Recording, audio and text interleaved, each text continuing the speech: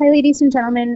Notes 2.7 are on adding and subtracting fractions. This is the first day of 2 days, and this is probably harder than multiplying and dividing fractions.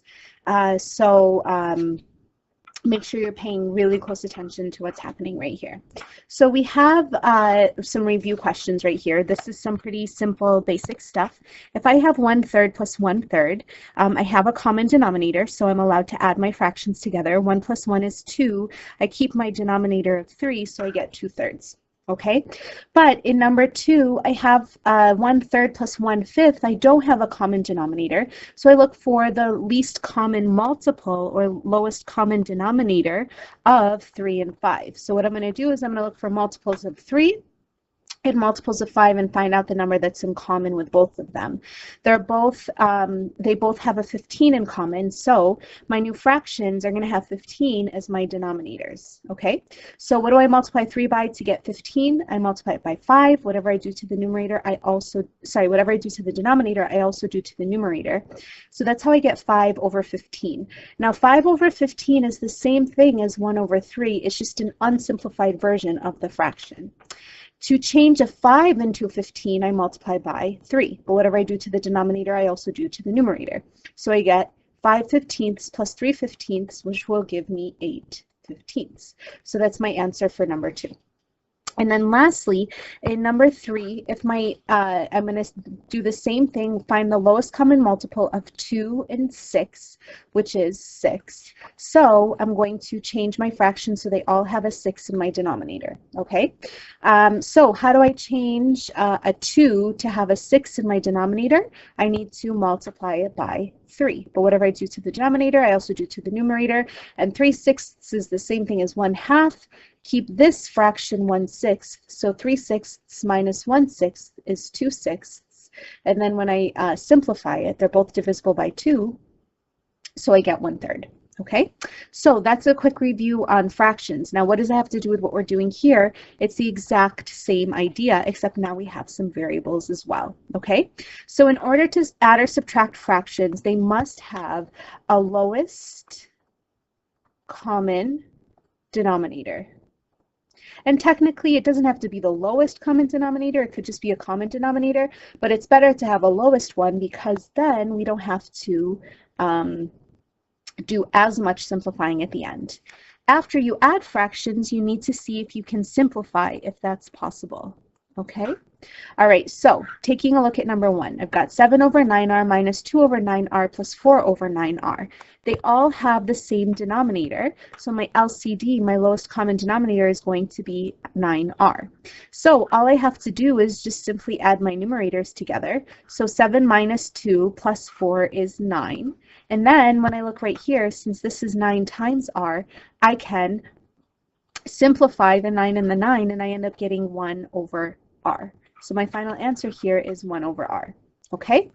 All right, so now in number 2, I also have a common denominator, which is nice. So my LCD is going to be x plus 2y.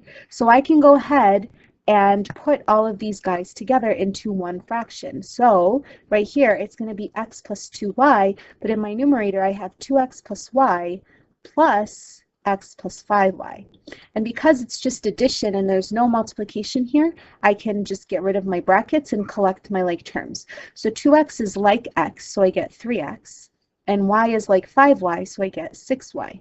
And then in my denominator, I get x plus 2y because I keep it the same. Now I need to go through my list of questions to see if I can simplify this any further. The first question I ask myself is there a GCF? And there is a GCF in my numerator, and that GCF is 3. So I'm going to factor a 3 out, and when I do, I end up getting x plus 2y. And then in my denominator, I still have an x plus 2y. So these guys will cancel each other out. They both become 1s, so my final answer is just 3. Okay? All right, in number 3, it says 3x over x minus 2 minus 2x plus 2 over x minus 2. This time my common denominator is still going to be x minus 2. I don't have to do any changing at all. So what I end up getting in my fraction is 3x minus 2x plus 2 all over x minus 2. But I need to distribute that negative through to everybody, so I get 3x minus 2x minus 2 all over x minus 2. So when I collect my like terms, I get x with a minus 2 left over x minus 2, which is just 1. Okay, remember you got to simplify at the end if possible. All right, and number 4, the denominators, sorry, are not common, so I need to find the common denominator. So the first thing I'm going to look at is my coefficients. So my coefficients here are 4 and 3. So the common denominator of 4 and 3 is just 12. Okay, then I'm going to look at the y and the y that I have here, and both are just y's, so I'm going to have y as my LCD. So that means that 12y is my LCD. So when I do my fraction right here, I'm going to have 12y in my denominator. Okay, so now if my original fraction, the first fraction, has a denominator of 4y, and I want to get to 12y, I need to multiply the 4y by 3, and that gives me the 12y that I want. Well, whatever I do to the denominator, I also have to do to the numerator. So this x now becomes 3 times x, or just 3x, okay? Plus, now on the other side right here, I have a denominator of 3y. To get to 12y, I need to multiply by 4. But whatever I do to the denominator here, I also have to do to the numerator. So I end up getting 2x times 4, which is just 8x. Then when I put all of these guys together in the numerator, I end up getting 11x over 12y. And there's nothing in common with 11x and 12y, so this is my final answer. Okay? All right, so taking a look at number 5, I get, the question says 3 over 8x plus 1 over 3x squared plus 5 over 12.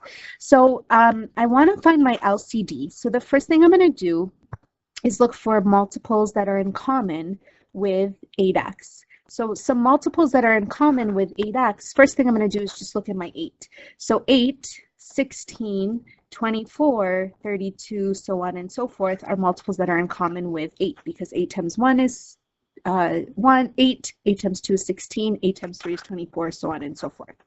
Same thing with 3. The multiples of 3 are 3, 6, 9, 12, 15, 18, 21, 24, so on and so forth, okay? And then multiples of 12 would be 12, 24, 36, so on and so forth. So it's clear that 24 is going to be my LCM, or my LCD, for my coefficients, but what's confusing now is looking at the variables. So now for my variables, the first variable I have here is an x. So I can change, for example, right here, I can change an 8 into a 16 by multiplying it by 2. I can change an 8 into a 24 by multiplying it by 3. I can change an x into an x squared by multiplying it by x squared. I'm sorry, by multiplying it by x. X times x would give me this x squared. I could change an x into x cubed by multiplying it by x squared. I could change an x into x to the power of 4 by multiplying it by x to the power of 3.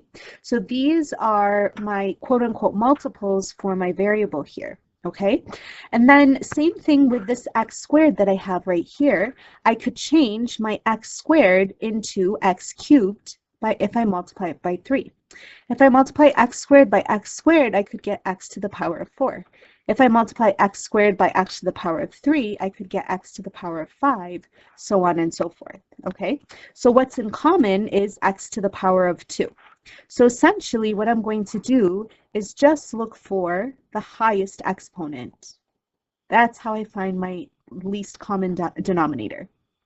Okay, because in order for me to get what's in common, I need the highest exponent.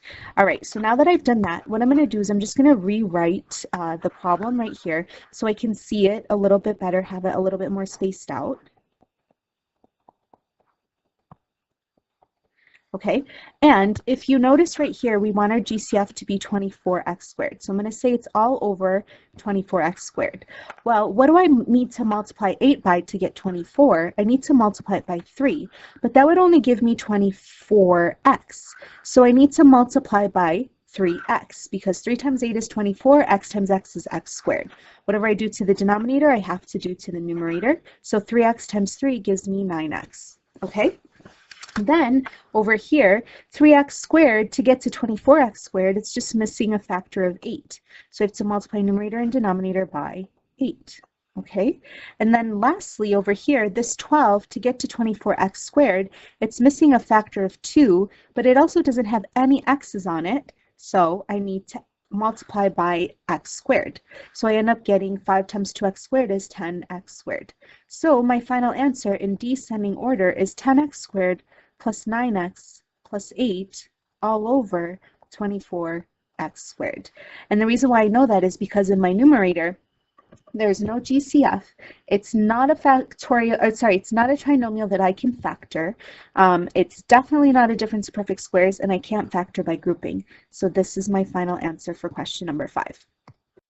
All right, number 6 is probably the hardest question that we have for this entire assignment right here. So just be really mindful of understanding what it is exactly that's going on, and write yourselves notes for questions if you have any before we have class, so I can answer them for you. All right, so if I have a denominator here of a squared b to the power of 3, and here I've got ab squared, my coefficients are 1, so my LCD is going to have a 1 as my coefficient. But remember, what we're going to do is we're going to look for the highest exponent, the highest exponent for each base. So I've got a to the power of 2 and a to the power of 1, so I'm going to do a to the power of 2, because remember, when we're finding common denominators, we have to multiply. And I can change an a to the power of 1 to an a to the power of 2 by multiplying by a. Okay, and then here I've got b to the power of 3, b to the power of 2, so the highest exponent between those two is b to the power of 3, again, because I can change b squared into b cubed by multiplying by b. Okay, so I'm going to rewrite the problem: 2a squared b squared plus ab squared all over a squared b cubed minus 2b minus ab over ab squared. Okay, so in my first fraction, remember I want my denominator to be a squared b cubed. Okay, so in my first fraction that I have here, I already have a denominator of a squared b cubed, so I can copy down my first fraction exactly how I see it without having to change anything at all. Okay, and then in the second fraction, I want to get a denominator of a squared b cubed. Well, to get an a to become a squared, I'm missing an a that's multiplied through, so I need another a. A times a gives me the a squared that I want. And then b squared, I need to multiply it by b to get the b cubed that I want. So this whole thing needs to be multiplied by ab. So what I'm going to do is I'm going to change the order around, because I'm allowed to do that with multiplication, and I'm going to write minus ab over here times 2b minus ab. And it's all in one fraction. You need to make sure that you copy down this minus sign correctly, because that minus sign is going to have to get distributed to all my terms right here. Okay? Now, in my numerator up here, 2a squared b squared plus ab squared, nothing can really happen with that, so I'm going to keep that as is. Now, when I multiply negative ab by 2ab, I end up getting negative 2ab squared. Okay, because negative 1 times 2 is negative 2, a is not being multiplied by anything at all, and then b times b is b squared. Okay, then when I distribute the negative ab to the negative ab, negative times a negative is a positive, and then I end up getting a times a, which is a squared, and b times b, which is b squared, all over a squared b to the power of 3. Okay. Now I'm going to need to collect my like terms. So if you notice, 2a squared b squared is like this 1a squared b squared. So I get 3a squared b squared. And then this 1ab squared minus 2ab squared gives me negative 1ab squared, all over a squared b to the power of 3. So I've put my fraction all together. The last thing I need to do is simplify. So I'm going to look at my numerator, and I'm going to ask myself, is there a GCF? And there is. My GCF is going to be, there's an a in common, okay, and there's a b squared in common. Now don't forget, when we find LCDs, we look for the highest exponent. When we find GCFs, we look for the lowest exponent. So here, this is a to the power of 1. This is b to the power of 2. When I factor that out, from 3a squared b squared, I end up getting a 3, and then the a squared divided by the a gives me an a, and the b squareds cancel each other out. Okay, and then here when I divide ab squared by ab squared, I just get a -1 because this is negative here, all over a squared b cubed. I don't need to factor the denominator because it's just a monomial. Now, if you notice right here, I have an a multiplied here, and here I have two a's multiplied. So one of these a's will cancel out with one of these a's, and I have an a left over. I also have b squared here, so I've got b times b. Here I've got b times b times b, so two b's here cancel out with two b's here, and I end up getting a b here. Okay, so that means that my final answer here is going to be 3a minus 1 all over ab. Okay? All right, that's it. Let me know if you have any questions. Have a great day.